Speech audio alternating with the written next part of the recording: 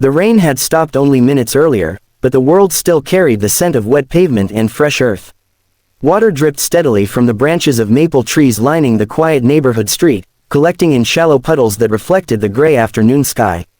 People hurried by with their umbrellas folded beneath their arms, eager to return to warm homes and familiar faces. Cars splashed through the streets without slowing, and conversations faded into the distance as strangers passed one another without a second glance. On an old wooden bench outside the neighborhood community center sat Emma, a 32-year-old woman whose tired blue eyes seemed fixed on nothing at all. A faded backpack rested beside her, its worn fabric stretched from years of use. Everything she owned fit inside it. A pale blue sweater hung loosely over her shoulders, and the sleeves were frayed at the edges.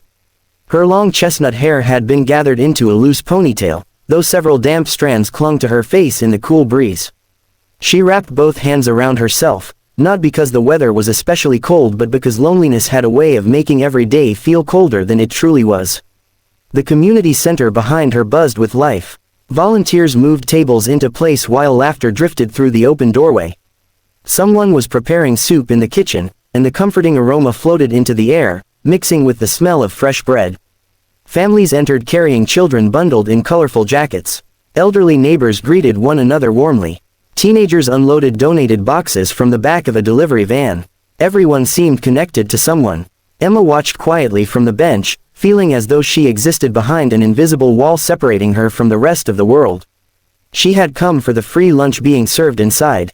It had taken nearly an hour to gather enough courage to walk there. Even now she remained outside, unable to bring herself to enter. Pride was a difficult thing to surrender. There had been a time when she had donated clothes to shelters instead of depending on them. She had worked full-time at a local bookstore, rented a small apartment filled with houseplants, and spent weekends baking cookies for her grandmother. That life now felt like it belonged to someone else.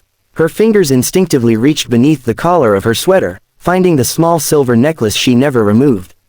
The tiny heart-shaped pendant was scratched with age, but she treasured it more than anything else she owned. Her grandmother had given it to her on her 21st birthday. "Wear this whenever life feels heavy," her grandmother had said with a gentle smile. "It won't solve your problems, but it'll remind you that you're loved." Emma closed her eyes for a moment as the memory washed over her. Her grandmother had been the only family she had ever known. Her parents had died when she was very young, leaving her grandmother to raise her alone.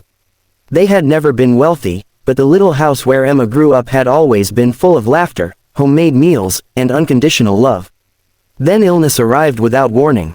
Hospital visits became weekly routines. Savings disappeared. Bills multiplied faster than either of them could manage. Emma worked longer hours, sold nearly everything of value, and cared for her grandmother every moment she wasn't working. When her grandmother finally passed away, grief was only the beginning. Medical debt forced Emma to leave her apartment. The bookstore closed months later, leaving her unemployed. Job interviews led nowhere. Friends gradually stopped calling after she declined too many invitations she could no longer afford. One by one, every familiar part of her life quietly disappeared. Now only the necklace remained. A burst of laughter interrupted her thoughts. The community center doors opened, and several children rushed outside while volunteers called after them to stay close. Their bright voices echoed across the sidewalk as they played an energetic game of tag. One little girl skipped through puddles without caring that her shoes became soaked. Two boys argued over whose turn it was to kick a bright red soccer ball. Emma couldn't stop herself from smiling. Children had a remarkable way of treating happiness like the simplest thing in the world. One powerful kick sent the soccer ball bouncing across the sidewalk. It rolled directly toward Emma before gently tapping against her worn shoe. She looked down. A small boy with dark curly hair froze several feet away, suddenly unsure whether to approach the stranger sitting alone on the bench. He looked about 6 years old, wearing a green rain jacket zipped all the way to his chin and sneakers splattered with mud from the puddles. For a brief moment, neither of them spoke. Emma slowly bent forward, picked up the soccer ball with both hands, and brushed a little dirt from its surface. The little boy finally gathered enough courage to walk closer. "Excuse me," he asked softly. "Can I have my ball back?" Emma smiled with genuine warmth, perhaps for the first time in weeks. Of course. She handed him the ball carefully. The boy hugged it against his chest as though she had returned a priceless treasure. "Thank you," he said with a shy grin.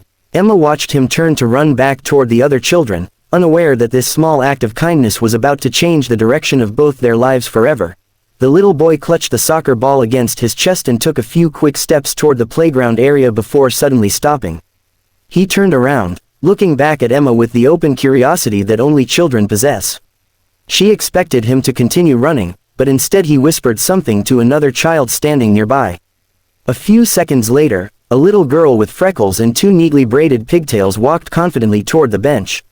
She looked about 8 years old and wore a bright purple raincoat with colorful rain boots decorated with tiny flowers. Unlike her younger companion, she showed no hesitation about speaking to strangers.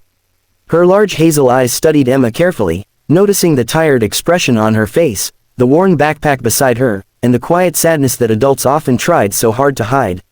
"You gave Noah his ball back," the girl said with a cheerful smile. Emma nodded. "I couldn't keep it forever." The little girl giggled. "I know." Noah finally caught up with her, still hugging the ball. "My name is Noah. I'm Emma." The little girl proudly folded her arms. "I'm Lily. It's nice to meet both of you." For several moments, they simply stood there looking at her.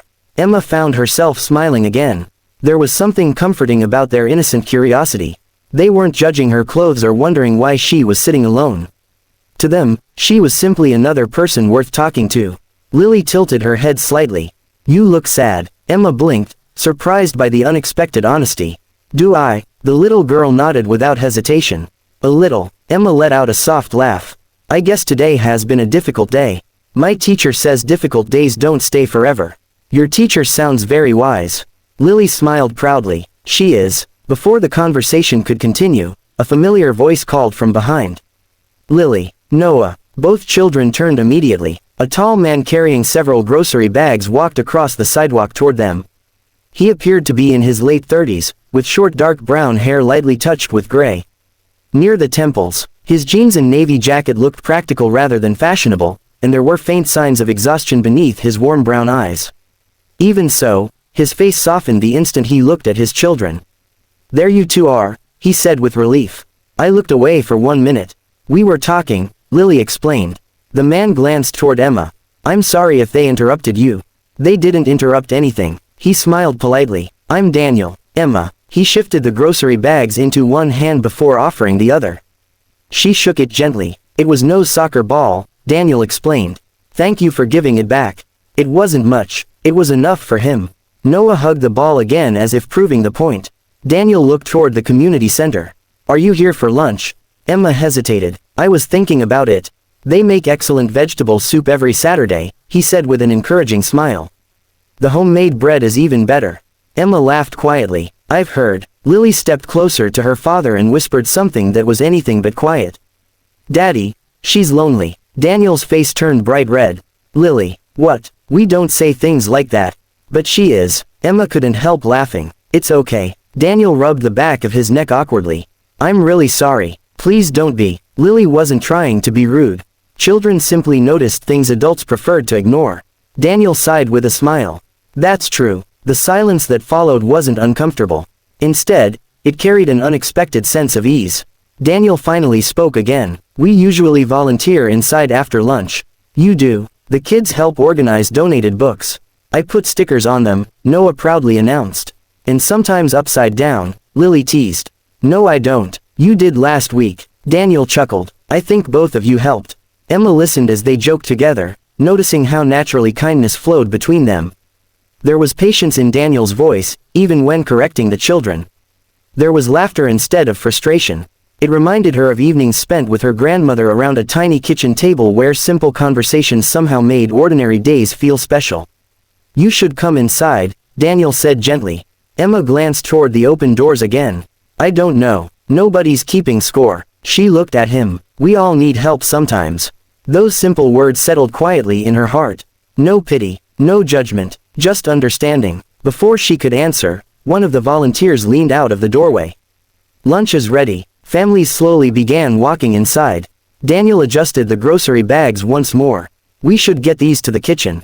Lily smiled at Emma. "I hope you come." "So do I," Noah added. The three of them headed toward the entrance. Emma remained seated for another minute, watching as Daniel held the door open for an elderly couple before guiding his children inside.